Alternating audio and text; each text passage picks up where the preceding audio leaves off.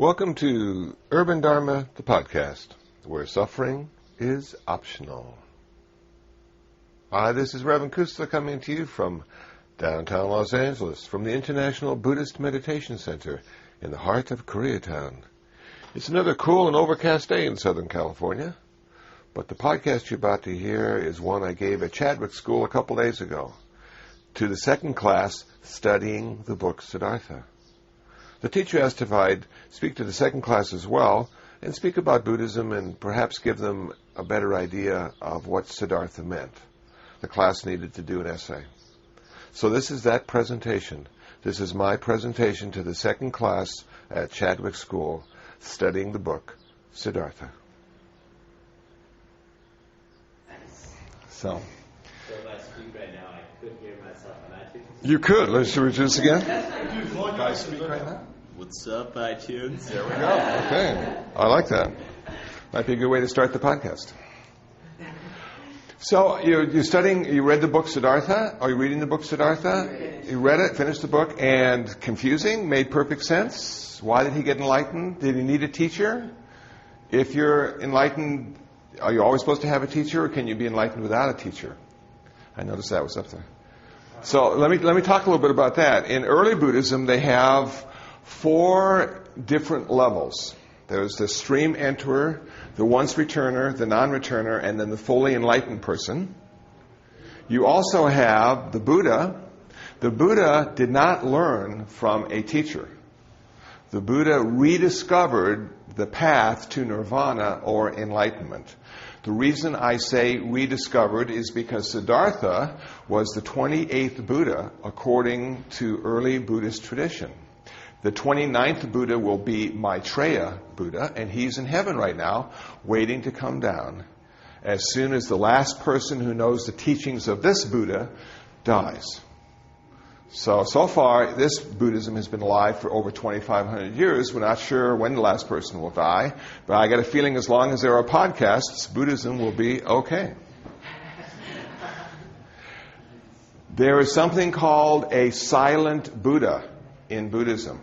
A silent Buddha in Buddhism is someone, could be anybody, Christian, Jew, Muslim, atheist, Baha'i, whatever you want to call it, who becomes enlightened.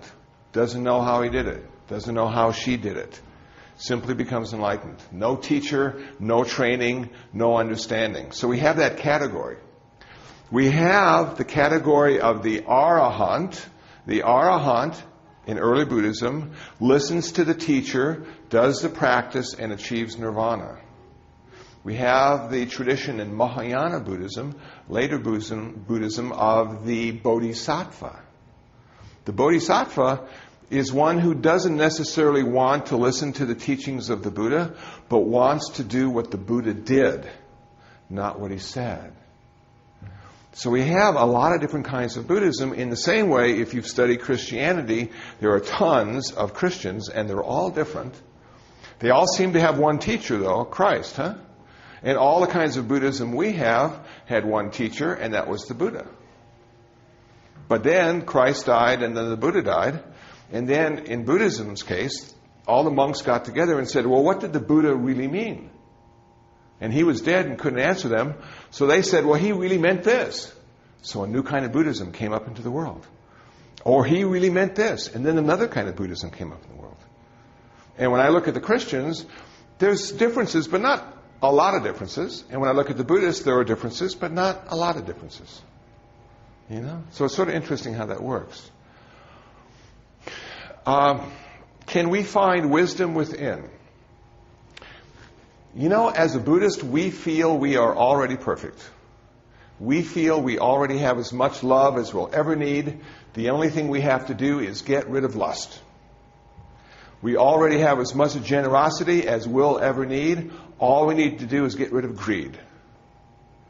We already have as much love and kindness as we'll ever need. All we need to do is get rid of hatred and anger. We already have as much wisdom as we'll ever need. All we need to do is get rid of ignorance and delusion. In Buddhism, our path is to get rid of the things that prevent us from our own perfection. So we already are enlightened, according to Buddhism. It's just we have lust, greed, hatred, and delusion blocking us from that enlightenment. Isn't that a cool message, that we're already perfect? Now, I like that message, but sometimes if you're from another religion, it feels a little uncomfortable because there's this thing called sin, and there might be this thing called original sin. And some people have asked me, well, do Buddhists have original sin? And I say, no, we don't. We have original ignorance. We're born stupid, we do dumb things, and that's why we suffer. Our job as a Buddhist is not to find God. Our job as a Buddhist is to end suffering. If somebody comes to me and says, I really want to find the path to God, I say, please check with the Christians, Jews, and Muslims. They have that path. If somebody comes to me and says, I want to end my suffering, I say, please sit down. I have something to share. The Buddha, in his time, believed in the gods of India. He believed that the gods of India created the world, made the crops grow, made the rain fall. But then one day he went into the streets of the city and he saw this really old guy, he saw this really sick guy, he saw this really dead guy, and he saw this really religious guy. And he woke up to the fact that our life is really difficult. That because we're born, we have to get old, we have to get sick, and we have to die. None of us gets out of life alive. Man.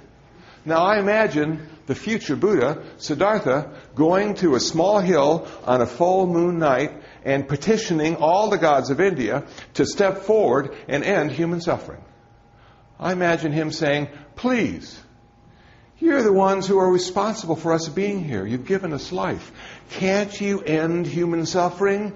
Do we all have to suffer in these terrible ways? Can't you intervene? And not one of the gods in India stepped forward to end human suffering. And I imagine the Buddha at that moment saying, okay, I'm going to do it. I'm going to figure it out. I'm going to end my suffering, and then I'm going to tell everybody how I did it. But he had one more really important thing to do before he did that. He needed to have a kid. He needed to have an heir to the throne because he was a prince and his dad was a king. So finally, at the age of 29, he had his first child, a boy. He named him Rahula. Rahula means fetter or impediment.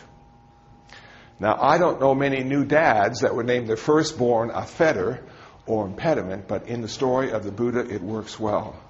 On the very night he was born, he kissed his wife and new son goodbye, left them in the care of his parents, took a horse, went to the edge of the forest, cut off all his hair, took off all his princely clothes and jewelry, tossed them aside, picked up these old rags that were lying next to his feet on this path he was standing on, tied them together, covered his naked body, and for the next 6 years, he practiced renunciation, asceticism, and meditation. He wanted to see where suffering came from, so he took everything that made him comfortable and pushed it out of his life. It said that he would not lie down at night to go to sleep. He would sleep sitting in full lotus posture every night. It said he only had one meal a day. It said during the summer months, the hottest days, he'd build 4 fires in each of the major directions. He would sit between those fires and he would just sweat and feel so uncomfortable. He wanted to see where suffering came from. And when he figured out where it came from, he thought he had a chance at putting an end to it. Now, when I first read this story, I thought it was just a legend and didn't really exist, and people don't really do that kind of stuff anyway. And you know what? They do. They do. There is a Chinese Buddhist temple right now in Northern California called the Sagely City of 10,000 Buddhas. And if you become a monk or nun at that temple, you are not allowed to lie down at night to go to sleep. You have to sleep sitting up in full lotus posture. You only get one meal a day, and it's vegetarian. And I went up there. I got to lay down. But I went up there, and you know what I noticed about all those monks and nuns? Every one of them was really tired. They're not getting enough sleep. They are working so hard on finding out where suffering comes from. They have created a lifestyle that's conducive to suffering. That's what the Buddha did. And at the end of 6 years, he was 99% of the way to his perfection. He had almost achieved nirvana. 1% to go, couldn't figure out how to do it. None of the teachers in India at that time were enlightened or had achieved nirvana. So he made a vow to himself to sit beneath the tree, later became called the Bodhi tree, the tree of enlightenment. And it's said, according to the early Buddhist tradition that comes from Sri Lanka, he sat there for 7 days and 7 nights. And at the end of those 7 days and 7 nights, he became a perfect human being. He never had to suffer again, and he never had to be reborn again. Now, that might sound weird, huh? Not to be reborn again. What does that have to do with anything? But isn't the reason we're suffering because we were born? And wouldn't it be cool if we could exist without birth? And none of us have a clue how that might be, because everything in this world was created. Everything. There was not one thing now in this world that is here because it wasn't created. Now, I don't go into why it's created or who. Some people think intelligent design. Some people think God. Some people think evolution and the Big Bang Theory. Some people think the flying spaghetti monster. I'm not sure why, but we're here because of birth. Everything in this world is here because it was created. And because it was created, it has to die. The Buddha, on the other hand, is now living right now, right here, with us. You can't see him, you can't hear him, you can't smell him, can't taste him, can't touch him, can't even think about him, because he is living not because of birth or creation, he is living because of his nirvana. Nirvana is unborn. He exists right now because he's not born. Is that far out? Wow. So as a Buddhist, when we achieve nirvana, not only do we end our suffering, we end all future rebirths, which takes away the idea of having to ever suffer again. Now, people say to me, well, Kusala, why are you here? Why were you born? And I say, well, I was born because my parents had sex and I had karma. And those two things came together and out I came. But as a Buddhist, if I can end my karma in nirvana, I'll never have to be reborn again. So Buddhism, in a very real way, is all about karma. It's about ending your karma. And in the first place, it's about changing your karma. Has anybody ever seen that TV show, My Name is Earl? Yeah. Isn't that the best show? That's pretty funny. I like that show. Well, if you ever get a chance to see it, it's all about karma. And he's changing his karma. He has a list of things he needs to change. People he was unkind to, things he did that caused a lot of suffering. And in each episode, he takes his list out and he changes some of his karma.